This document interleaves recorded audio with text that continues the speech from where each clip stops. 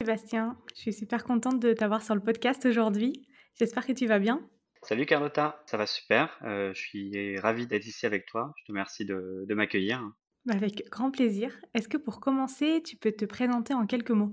Je m'appelle Sébastien Milenvoix. J'ai 2 fois 20 ans et des poussières. Je suis pas né PMM. J'ai d'abord été sur des rôles plutôt de type marketing analyst B2B pendant une douzaine d'années à peu près. Et j'ai pivoté sur le product marketing il y a un peu plus de 6 ans. Donc c'était en 2018 lorsque j'étais chez OVH Cloud dans le cadre d'une mobilité interne.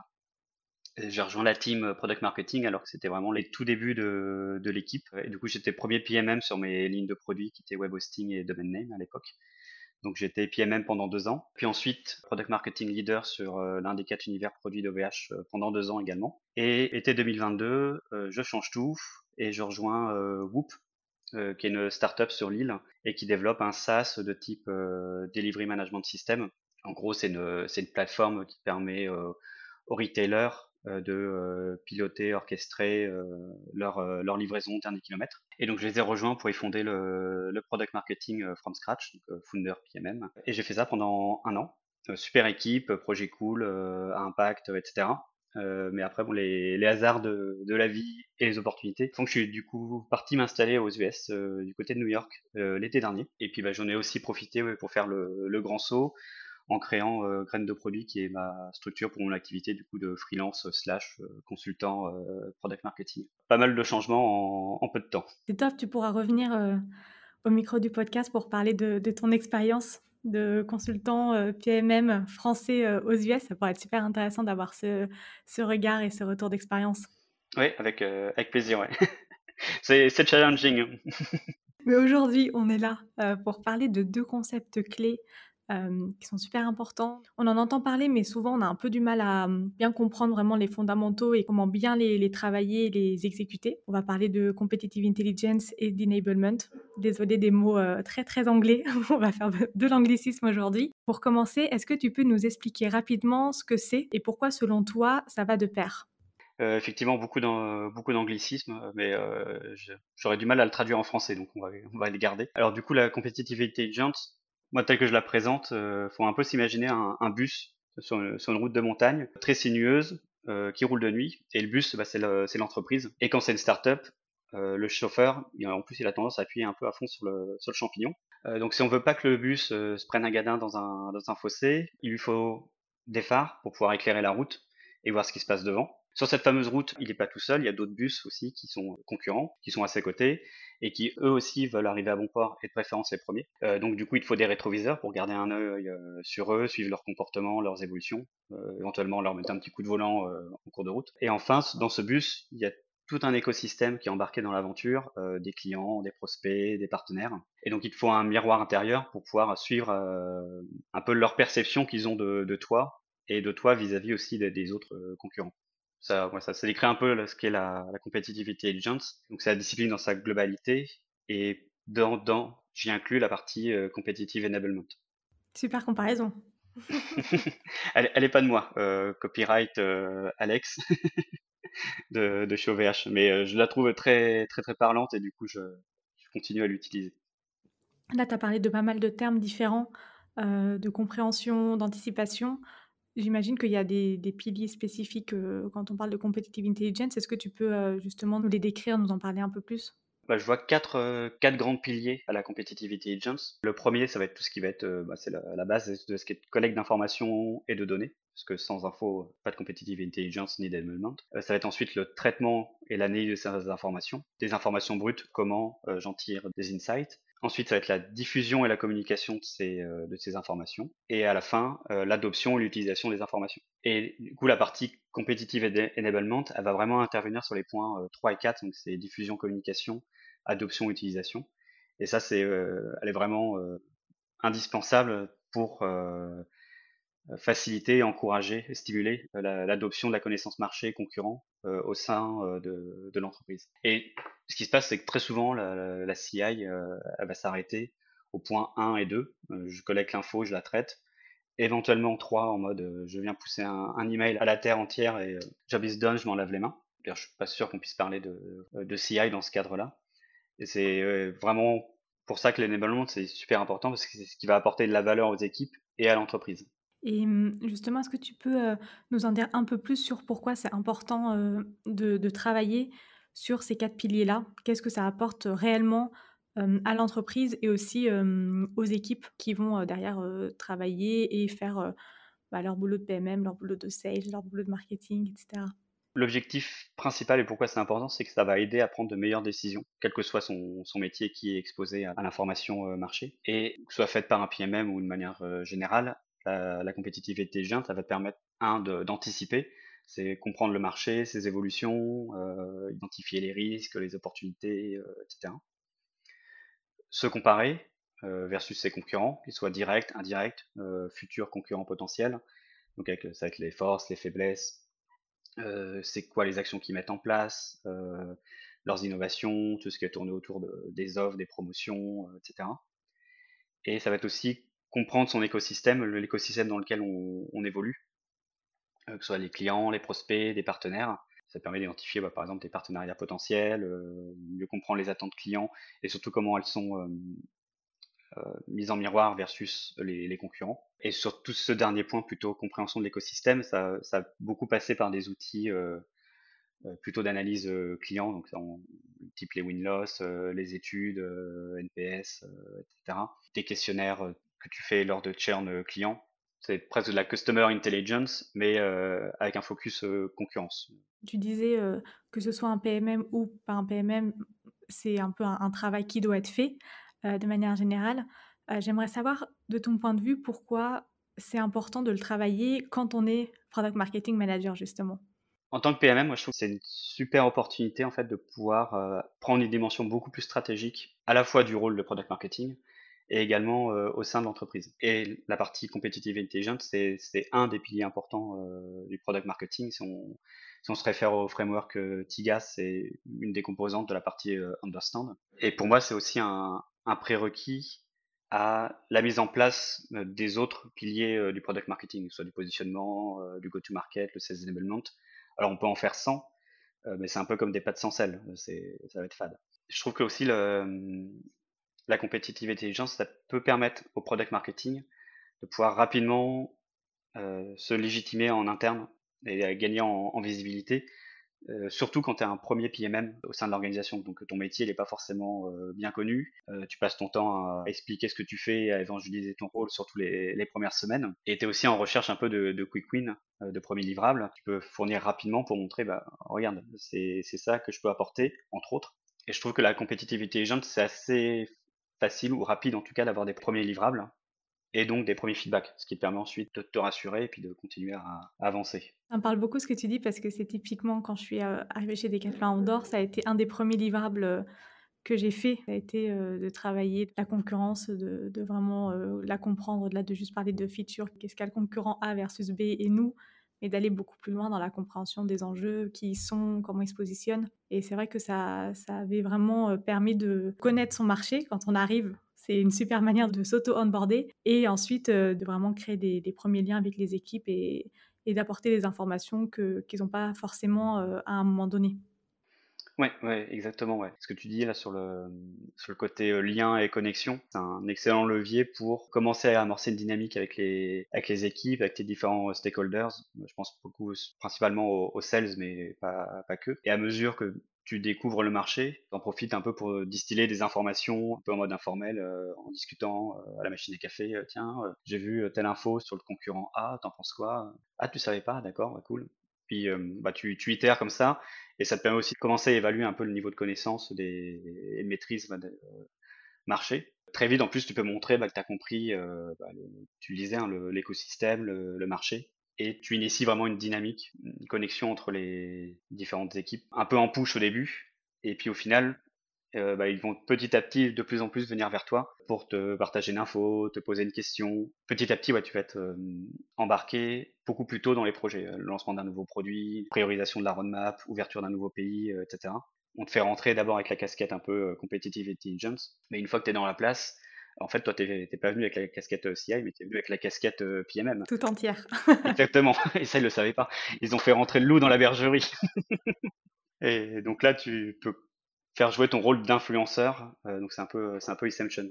Justement, j'aimerais que tu nous partages des exemples, ultra concrets pour mener à bien ce genre de mission, à la fois de competitive intelligence et d'enablement. On va parler de 4 initiatives. On va parler donc du premier pilier dont tu parlais, du partage d'informations. On va parler des battle cards, on va parler du profil concurrent et du benchmark.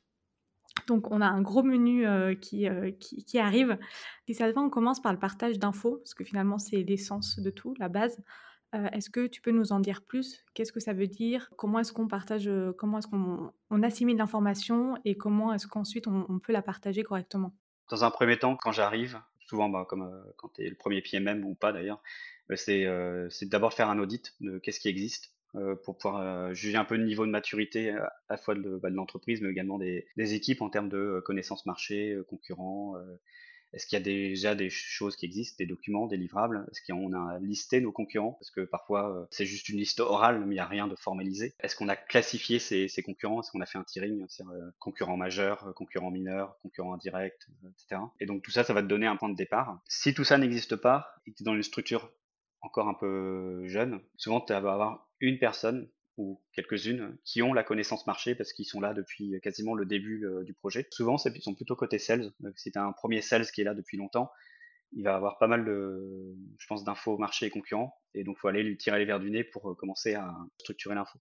Après, l'étape 2, ça va être d'identifier les concurrents, de les classer. Donc, c'est ce que je te disais, c'est le côté tiering, c'est-à-dire qui sont les concurrents majeurs, qui sont les concurrents secondaires. C'est-à-dire que ça peut être un gros acteur, mais qui opère pas directement sur notre zone géographique, par exemple. Ça va être tout ce qui va être acteur de niche, c'est-à-dire qu'ils vont couvrir uniquement une partie du scope fonctionnel de ton propre produit. Donc c'est toujours intéressant d'avoir un œil sur eux parce que ils peuvent évoluer.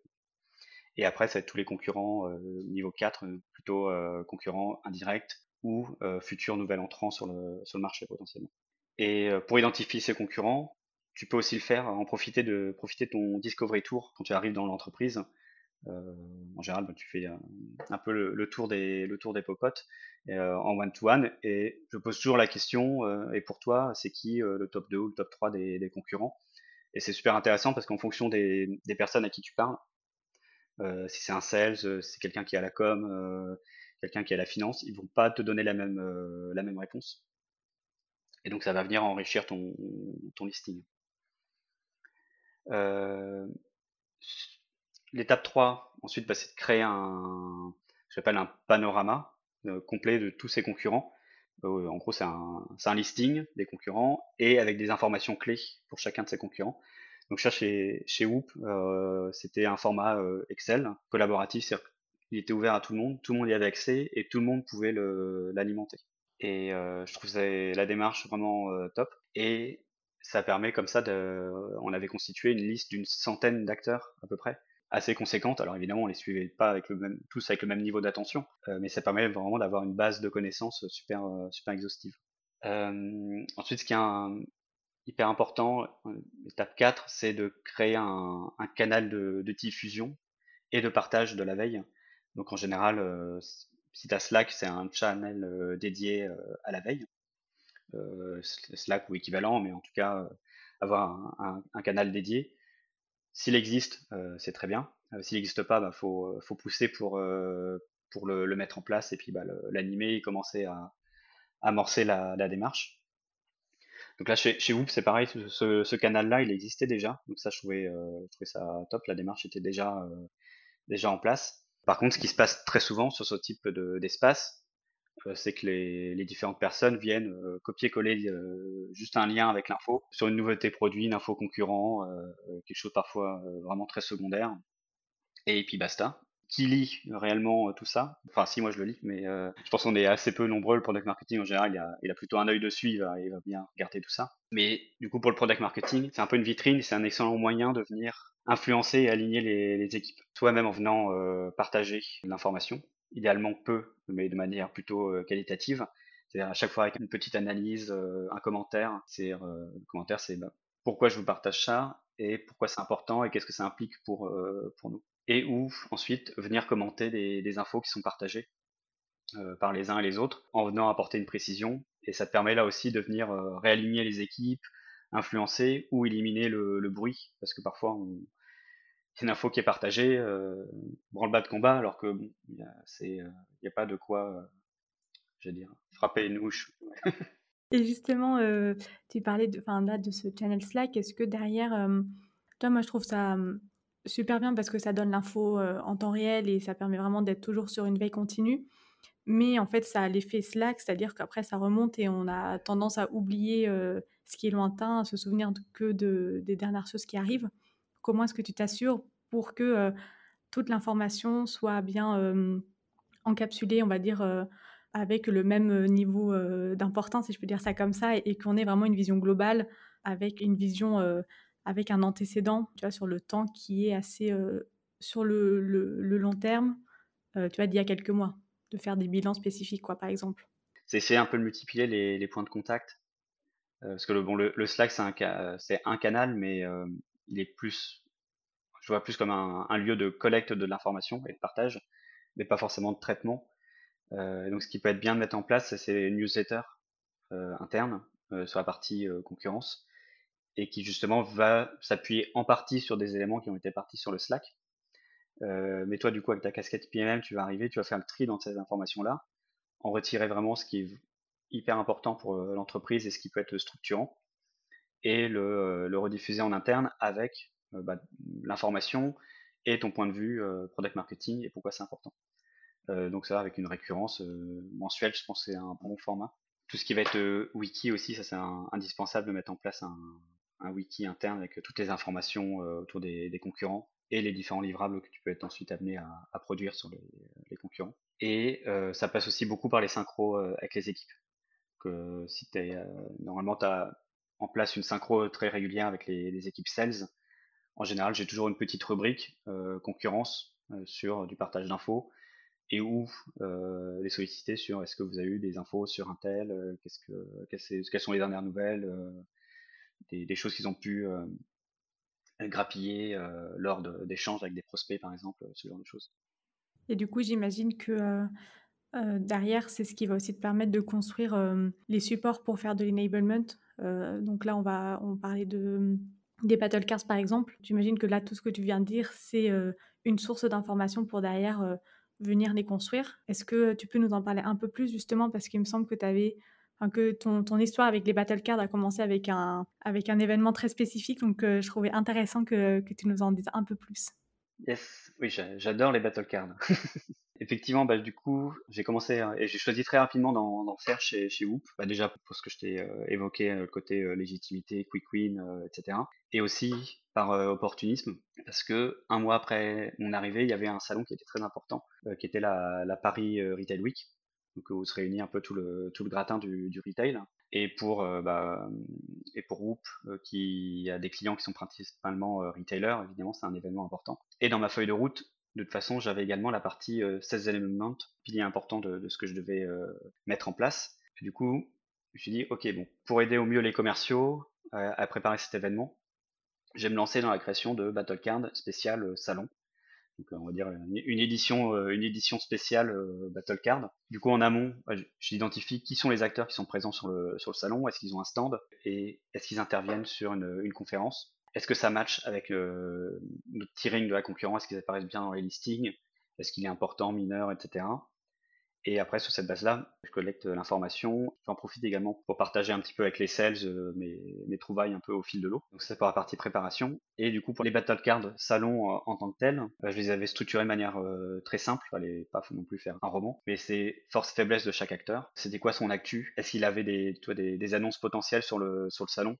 Parce que parfois, ils font des teasings avant le salon sur attention, on va vous faire une grosse annonce ou quelque chose comme ça. Alors, ce qui est intéressant, c'est que c'est pas forcément l'entreprise qui le fait directement, mais c'est parfois les collaborateurs de l'entreprise qui vont faire des teasings. Donc ça, c'est intéressant de les suivre aussi sur LinkedIn. C'est comment on se distingue ensuite de chacun de ses concurrents avec des éléments de langage un peu préparés. Et j'y avais inclus tout ce qui était information pratique, le stand, où est-ce qu'il se trouvait, est-ce qu'il y avait une conférence ou pas, et quelle était la thématique ou pas de la conférence. En fait, tu étais vraiment presque une anti-sèche, finalement, pour les sales. Derrière, quels étaient du coup les objectifs, spécifiques pour eux? Bah moi l'objectif c'était de les aider et surtout de les aider à répondre à la question qu'on a souvent sur le salon. Mais par rapport à un tel là qu'on a vu sur ce stand d'à côté, mais vous faites pareil? Hein. Non non on fait pas pareil. Ou alors ah mais vous êtes différent d'eux. Enfin ce genre de questions qu'on a très souvent sur un salon parce que parfois sur un secteur donné tout le monde a les mêmes accroches, la même proposition de valeur et comment on se distingue les uns des autres. Donc c'était voilà les aider à répondre clairement là-dessus et aussi rassurer un peu en avant et éviter des éventuels effets de surprise, genre grosse annonce d'un concurrent sur un nouveau produit par exemple. Donc on peut pas tout déminer à l'avance parce que il y a un peu une forme de secret autour de ces annonces, mais parfois on peut percevoir ou ressentir des évolutions possibles, des annonces possibles. Comment ça s'est passé? Ça t'a crédibilisé? Il y a eu des bons résultats, grâce à ce travail? Inespéré. Je m'étais pas forcément fixé d'objectif à part commencer à créer du lien à la base, mais j'étais très content parce qu'au final elles ont été lues et utilisées en amont du salon, donc vraiment en préparation du salon. Elles ont été utiles, elles ont été appréciées, j'avais eu des retours très positifs, et du coup je me suis fait aussi des alliés. Ah d'accord, en fait c'est le product marketing, c'est ça peut vraiment m'aider, ça peut m'apporter des choses. Voilà, ça a commencé à créer un lien avec les équipes sales, à créer une dynamique et d'échange avec eux. Voilà, c'était gagné quoi, c'était cool.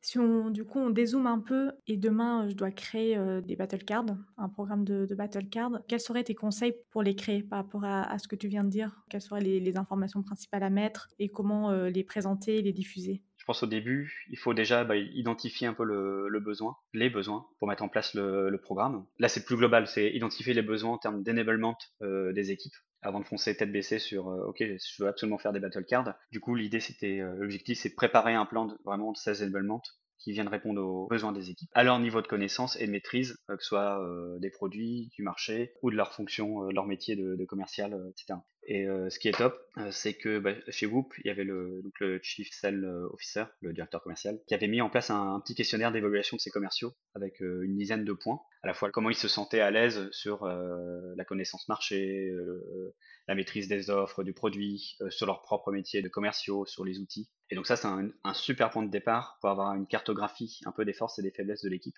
et donc de mettre en place un plan d'enablement qui va venir répondre au plus près des besoins de l'équipe. Donc là, le questionnaire il avait déjà été fait, mais en petite reco, je trouve que c'est top si c'est pas fait en interne, en tant que PMM, d'aller voir le Chief Sales Officer ou le directeur commercial, et dire écoute, j'aimerais bien qu'on mette ça en place ensemble pour préparer le plan d'enablement. Et en plus, pour toi, ça peut être super utile pour cartographier ton équipe, préparer le plan de développement des collaborateurs, ce genre de choses. Et du coup, ça a été un peu mon point de départ. Et ça m'a permis de définir, ok, c'est quoi les priorités et les livrables associés que j'ai fait valider avec mes clients internes, donc en l'occurrence surtout les sales. Et bingo, on se met d'accord sur un premier programme de battle card, à peu près 5-6 battle cards, pour couvrir nos principaux concurrents. Et donc je définis une fréquence de une battle card par mois, donc j'en fais un peu quelque chose un événement un peu récurrent. Et aussi pour éviter un effet tunnel en mode je produis les 6 battle cards et je reviens dans 6 mois. Et au moins, ça permet d'itérer par rapport au premier que tu fais, tu t'améliores sur le deuxième. Donc j'imagine que c'est aussi pour ça. Oui, exactement, ouais. Parce que tu pars sur un format, mais t'es pas et une structure de battle card, mais t'es pas certain que c'est ce qui correspond vraiment à leurs attentes. Donc tu livres la première, une V1 de la première, puis tu as des premiers retours, et puis tu ajustes, etc. Comme ça au fur et à mesure. C'est cool. Tu avais utilisé du coup quel, type de support pour les battle cards? Alors c'était un support PowerPoint classique, donc en mode une slide, vraiment rester le plus simple possible. Et je recensais donc force, faiblesse du concurrent, pourquoi on gagne par rapport à ce concurrent, c'est vraiment quels sont nos différenciants spécifiques versus ce concurrent-là précisément. Donc du coup d'une battle card à une autre, nos différenciants ils peuvent être différents parce que de manière globale on peut annoncer X différenciants, mais face à tel ou tel concurrent ils peuvent être différents. Et après une dernière petite rubrique qui était un peu on va dire des éléments de langage sur comment utiliser ces différenciants lors d'échanges que pouvaient avoir les sales. Donc pas forcément à réutiliser tel quel, mais c'est leur donner voilà un peu des tournures, des éléments de langage, un peu de messages sur comment mettre en avant ces différenciants. Alors au début, j'étais parti sur des battle cards où il y avait quand même pas mal de contenu, même si les rubriques, tu vois, il y en avait assez peu. Je voulais absolument bien blinder les rubriques parce qu'il y avait plein d'infos et montrer que il y avait plein de choses à dire. Mais bon, j'en suis vite revenu parce que les retours qu'on m'a fait, c'est ah, mais c'est cool Seb, mais il y a beaucoup trop d'infos là. Et pour assimiler tout ça, c'est beaucoup trop lourd. Les sales, ils ont pas que ça à faire. Donc, j'arrive à la conclusion que je vais faire quelque chose de beaucoup plus simple, beaucoup plus light, en me disant, en fait, la battle card, elle doit pas chercher à tout couvrir, hein, mais je vais essayer de la découper par niveau. Et donc, je me suis dit, ok, en fait, c'est le premier programme de battle card.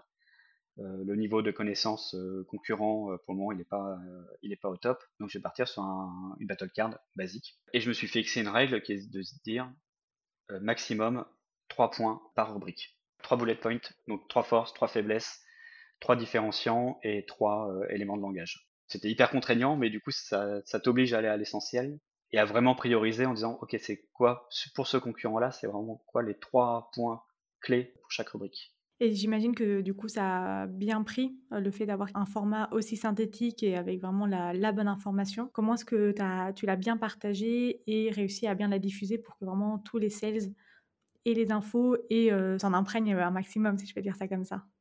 Déjà, je communiquais hyper régulièrement sur l'avancée du programme. Donc, j'avais mis en place des synchros régulières avec les équipes sales. Donc, je vais les rencontrer, je crois, tous les 15 jours de mémoire. Et donc, à chaque synchro, j'ai toujours un petit support de présentation et je faisais un statut sur le programme de Battle Card. Ok, bah pour rappel, voilà tout ce que j'ai prévu de vous produire en termes de Battle Card, de concurrents que j'ai analysés. Voilà où j'en suis sur tel concurrent. Je vous confirme que je vous livre bien la battle card à telle échéance. C'est toujours OK pour vous. OK, super. Quand j'ai une V1 de fait, pareil, je profite de cette synchro pour partager les premiers éléments. Et ça me permet aussi de collecter du feedback. Et donc ensuite d'ajuster la battle card. Parce que bah, quand tu la présentes une première fois, tu as toujours des retours des commerciaux qui disent ah mais oui, mais lors d'un rendez-vous avec un tel, j'ai eu telle info. Et donc ça crée du dialogue et tu collectes des informations supplémentaires parce que tu leur as donné un petit peu d'infos et donc du coup t'arrives t'arrives à en collecter d'autres. Et ce qui me permet ensuite de produire la version finale de la battle card et là de la partager toujours lors de la synchro avec les sales. Donc un peu plus en mode présentation formelle. Là je vous présente la battle card un peu en mode enablement et ces synchros elles étaient toujours enregistrées donc ce qui permet ensuite de les mettre à disposition bah, des sales qui ne pouvaient pas être présents. En plus du format PowerPoint, est-ce que tu as fait d'autres types de formats, plus ludiques? Tu vois, je pense à des vidéos ou à des fois, un peu en mode pièce de théâtre, enfin des mises en situation plutôt pour vraiment, s'exercer et vraiment pouvoir comprendre un maximum, ce qui se cache derrière toutes les informations que tu mettais? Pas tant. C'est des choses que j'avais identifiées comme pistes d'amélioration, surtout la partie vidéo. Ce que je faisais, donc on enregistrait la synchro, c'était une première chose, mais ça reste un gros format, parce que parfois ça peut durer 30 minutes avec les questions-réponses, les objections, etc. Donc ce que j'avais identifié comme axe d'amélioration, c'était de faire des vidéos au format court qui vient un peu découper la battle card. Donc ça va être par exemple les 3 forces de un tel, les 3 faiblesses d'un tel, nos 3 éléments différenciants pour gagner contre tel concurrent. Donc ça, j'avais pas eu l'occasion de le mettre en place, mais c'était ce que je m'étais noté moi dans mes axes d'amélioration pour venir enrichir le programme. Pareil, tout ce qui va être des quiz de connaissances réguliers hein, ou un peu de gamification. Je rêvais d'un truc, c'est Lucas qui propose ça, une solution RH, avec un quiz Trombi pour connaître un peu tous les collaborateurs de l'entreprise. Ouais, je trouve ça super fun. Et du coup, je voulais imaginer la même chose, mais pour les concurrents. Et donc, t'as une information concurrent et par exemple, tu as une question à choix multiple et tu dois répondre le plus vite possible, par exemple, et puis tu gagnes des points. Et puis, tu as un classement des différentes personnes, etc. Je l'ai pas mis en place, mais c'était un truc dont j'aurais rêvé. S'il y en a parmi, ceux qui nous écoutent, qui ont mis en place un tel système, manifestez-vous et comme ça, on aura un retour d'expérience.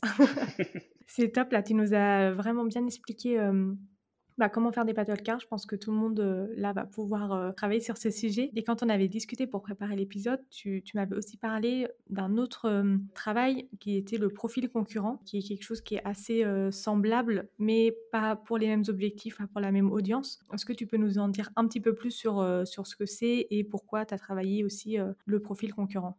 Oui, effectivement, du coup, quand tu bosses sur la battle card, tu es amené à collecter plein d'infos que tu mets pas forcément dans la battle card, mais qui restent quand même super utiles. Et très souvent, on fait une battle card qui est orientée sales, parce que bah, on est en mode sales enablement. Mais en fait, on peut aussi avoir des battle cards presque par expertise au sein de l'organisation. Ça peut être une battle card communication, une battle card stratégie, une battle card RH et recrutement, etc. Alors là, on dépasse un peu beaucoup le champ d'action du PMM, clairement. Mais tant qu'à travailler sur la battle card du concurrent, ce que j'aime bien faire, moi, c'est vraiment collecter le maximum d'infos et l'analyser, le regarder un peu sous toutes les coutures pour avoir une vision à 360 de qui il est. Parce que pour moi, toi, un concurrent, c'est pas uniquement juste ses produits et ses features, mais c'est vraiment c'est un tout. Et parfois sur des marchés où tu as des produits de commodité, où tous les produits se ressemblent, etc., les points de différenciation ne vont pas forcément être sur le produit en tant que tel, mais plus sur tout ce qui tourne autour, le service,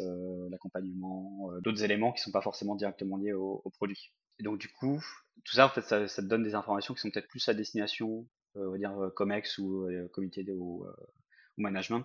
Mais ça va être par exemple, bah, c'est quoi la stratégie de développement du concurrent? Est-ce qu'il vise de nouveaux marchés? Qui sont ses clients ou les secteurs cibles? Est-ce qu'il veut rentrer sur de nouveaux pays?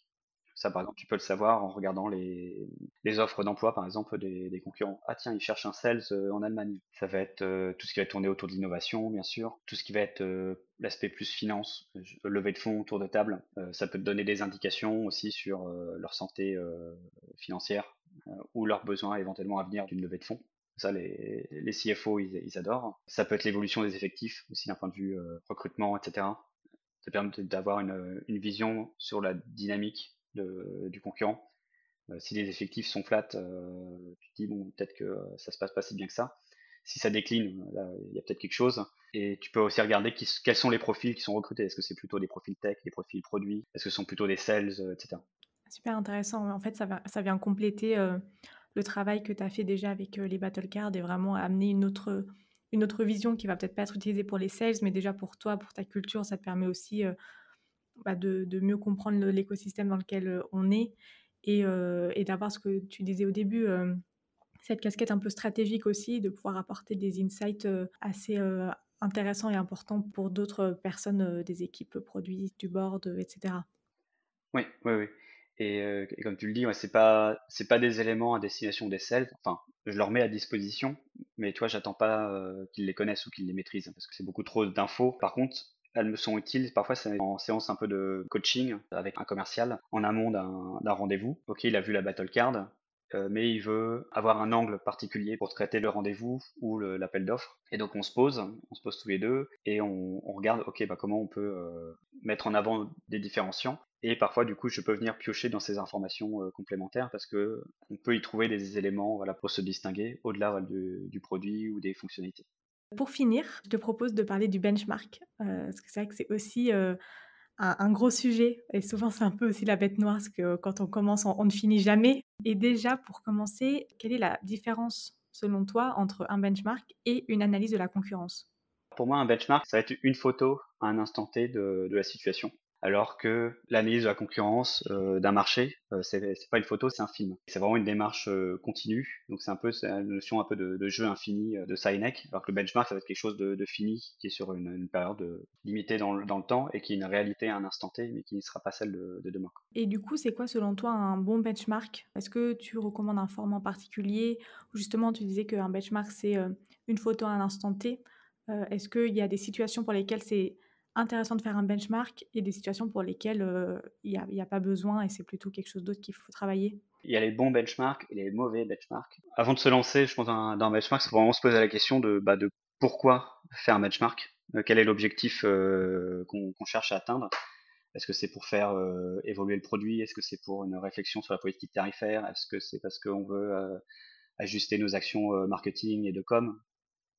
Ça, c'est hyper important de le définir au début, parce que sinon, tu pars dans ton benchmark, ça va être interminable parce que tu vas essayer de tout couvrir, ça va être illisible, et au final, tu apportes peu de valeur, c'est pas utilisé. Alors ça, je l'ai fait plein de fois, surtout à mes débuts, quand j'étais plutôt analyste. On me disait benchmark, je fais ah trop bien, je partais bien en tête. Allez, Nikos, va chercher. Au final, j'ai passé beaucoup de temps et ça générait assez peu d'impact. Comment l'éviter alors? Ouais. Du coup, pour moi, ouais, ça doit vraiment venir appuyer un projet qui est très précis, bien identifié, et ça en devient un outil d'aide à la décision dans ce projet.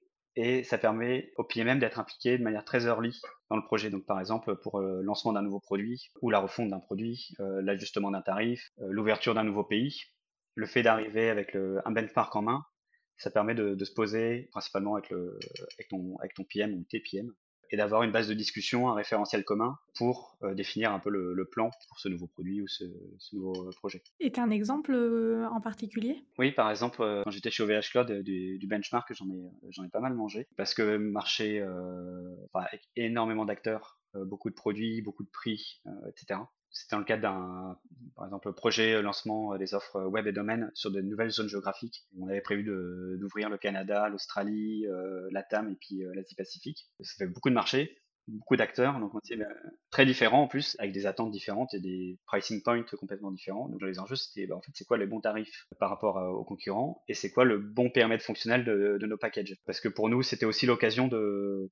Ok, on avait déjà nos offres en Europe avec des certains niveaux de prix, éventuellement différents en fonction des marchés. Là, c'était pour nous vraiment l'opportunité de se dire, en fait, on peut proposer des packages différents, de tester et de tester aussi des pricing différents. Donc du coup, on est parti sur un assez gros benchmark pays, concurrents, c'est quoi leurs offres, les différents niveaux d'offres, est-ce que c'est de l'entrée de gamme, du standard, du premium, etc. Tout ce qui va être tarif, est-ce qu'ils ont des promotions, des welcome offers, c'est quoi la durée d'engagement, les mécaniques de paiement, est-ce que c'est de l'upfront, c'est du mensuel, de l'annuel. Et puis après, évidemment, tout ce qui va être fonctionnalité. Là, sur du web hosting, ça va être c'est quoi le stockage, les espaces de stockage fournis, c'est quoi la performance, le côté puissance, est-ce qu'il y a des nombres de domaines qui sont offerts, est-ce qu'il y a des bases de données, etc. Il y a 10 emails, 1000 emails inclus. Ça te donne un énorme doc. Et après, le challenge, c'était de comprendre quelle est la valeur des fonctionnalités incluses dans les packages. Et du coup, pour chacune des fonctionnalités, j'ai fait un peu un tiering en disant, bah, par exemple, les emails, 10 emails, c'est score 1, 100 emails inclus, c'est score 2, email illimité, c'est score 5, par exemple. Et avec des coefficients d'importance pour chacune des fonctionnalités, importance vis-à-vis des attentes clients. Et ça nous permettait d'avoir une vision de c'est quoi la valeur du package ramenée au prix payé pour ce package. Et donc ça, c'était super utile pour nous pour avoir une base de travail, un référentiel pour définir nos propres packages et nos positionnements de prix qu'on souhaitait avoir sur les différents marchés. Est-ce que toi, tu as utilisé des outils en particulier? Est-ce que tu en recommandes? J'ai pas utilisé d'outils particuliers. Il y a beaucoup de plateformes, enfin des grosses plateformes de CI, je pense à des Clou, Compite ou d'enablement type iSpot. J'ai jamais eu l'occasion de les utiliser et puis dans les petites structures, je trouve que c'est à mon avis surdimensionné par rapport au budget CI que tu peux avoir. Bah, en gros, c'est plutôt d'essayer de rester le plus simple et le basique possible pour favoriser vraiment l'adoption et aussi toi faciliter le partage de l'information. Ça va plutôt être des espaces type wiki classique, Notion, Slab, etc. Ça, ou un intranet interne si ça existe. Euh, et après, pour la collecte d'infos, des choses très simples, les alertes Google, les flux RSS. Un truc que j'aime beaucoup, c'est les recherches enregistrées sur LinkedIn. Tu peux te paramétrer des recherches. Donc moi, ce que je m'étais fait, c'est que je m'étais listé tous les concurrents et je m'étais créé une sorte de feed personnalisé sur ces concurrents et sur les collaborateurs des concurrents. Quelle était leur prise de parole, etc. Au-delà de ce que pousse réellement la page entreprise, en fait. J'avais vu ça, c'était Bruno Frilansky, je crois, qui est expert LinkedIn, qui avait partagé ça sur une de ses newsletters. Je trouvais ça excellent. Et tout ça, du coup, gratuitement, donc ça te permet d'avoir des infos gratos, quoi. Oui, donc le message, c'est, un outil n'est pas indispensable pour bien faire de la competitive intelligence. Il faut déjà partir sur de bonnes bases et potentiellement après, selon la taille de l'entreprise et s'il y a des enjeux spécifiques, dans ces cas-là, y réfléchir. Ouais, exactement. Ouais, essayer d'être je pense, être le plus frugal possible. Et un point qui est hyper important, c'est que parfois les informations les plus riches d'enseignement, elles viennent du contact humain et principalement des commerciaux qui sont sur le terrain au quotidien à échanger avec les différents acteurs de l'écosystème. Et pour ça, il n'y a pas forcément besoin d'outils, il faut juste leur parler et leur tirer les verres du nez parfois. Pour résumer, selon toi, en quoi faire de la competitive intelligence, et de l'enablement sont des leviers forts pour légitimiser le rôle de PMM? Pour résumer, je dirais que ça te permet de gagner en visibilité au sein de l'organisation et d'évangéliser aussi le rôle de product marketing, surtout si tu es le premier. Pour moi, c'est aussi un énorme levier d'influence auprès des équipes, où tu peux influencer les décisions et assez tôt dans les projets. Créer une dynamique de partage et d'échange et se positionner vraiment en partenaire pour les équipes sales, product ou marketing en fonction de où est-ce que tu es situé dans l'organisation. Ça te permet d'être embarqué hyper tôt dans les sujets. Au début pour ta casquette connaissance marché, mais au final pour ton expertise de product marketing. Et ça te permet de prendre une dimension stratégique au sein de l'organisation au-delà de le côté juste tactique, opérationnel, action, marketing. Et est-ce que, selon toi, il y a une erreur à éviter ou un travers, sur lequel il faut éviter de tomber? Oui, ce serait de s'enfermer un peu dans le rôle de CI champion, de pas être pleinement un product marketer, mais d'être juste un market analyst ou en tout cas un competitive intelligence expert. Et pour moi, qui a par exemple cette appétence très forte pour tout ce qui est analyse concurrence, c'était mon gros challenge, c'était de pas rester cantonné à cette expertise-là et de bien faire rayonner l'ensemble du scope product marketing. Et une autre erreur aussi, c'est de faire ça en vase clos. La competitive intelligence, ça doit vraiment être une approche collaborative au sein de toute l'organisation. Tous les collaborateurs peuvent être et sont concernés par la veille et peuvent être contributeurs à leur niveau pour venir collecter de l'information, la partager, etc. Ce que j'aimais bien dire en interne, c'est la veille, tous en éveil. Merci d'avoir écouté cet épisode jusqu'au bout. Si l'épisode t'a plu, n'hésite pas à le partager sur LinkedIn en me taguant. Tu peux aussi me soutenir en laissant un avis 5 étoiles sur Apple Podcast et me laisser un commentaire. Ton aide est précieuse pour m'aider à faire connaître Product Marketing Stories et aussi m'encourager à créer davantage de contenu. Alors merci